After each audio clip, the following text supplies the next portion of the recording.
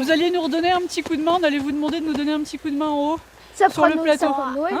Est-ce que vous vous souvenez de ce qu'on avait mis ici? C'était du pain D'épices. Mais non, pas du pain d'épices, même si l'on est en pleine période de Saint-Nicolas, mais du pain maritime, dont les jeunes plants, 500 environ, avaient été repiqués par les enfants de cette même école, Robert Desnos de Chantraine, il y a 2 ans. Ici même, sur les hauteurs de la maison Grandemange, en forêt domaniale du Banc-du-Xonnier, ce vendredi, on réitérait l'opération sur une parcelle d'un peu plus d'1 hectare, où l'on trouvait, il y a peu de temps encore, des sapins. Sauf que le sapin, il a eu un gros problème, c'est qu'il a eu très soif. Comme vous voyez là, c'est en pente.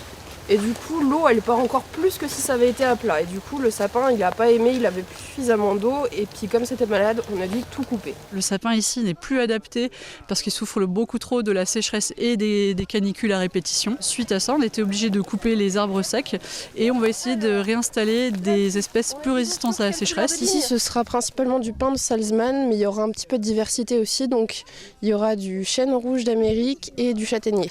Pas moins de 2000 plants seront ainsi repiqués par l'Office national des forêts et ses enfants.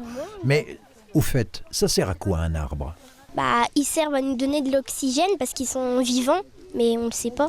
Pourquoi on plante du pin venu d'Espagne ici dans les Vosges ? Parce que c'est plus résistant, parce qu'en Espagne il fait chaud et vu que c'était dans les montagnes, ça peut aussi résister au froid. Une sortie nature aux vertus pédagogiques évidentes. Ici, on voit aussi qu'il y a beaucoup de tassements de sol, de problèmes aussi de pistes sauvages, de VTT, etc. Et on leur explique en même temps qu'il faut essayer de rester sur les chemins et puis aussi de penser à l'avenir.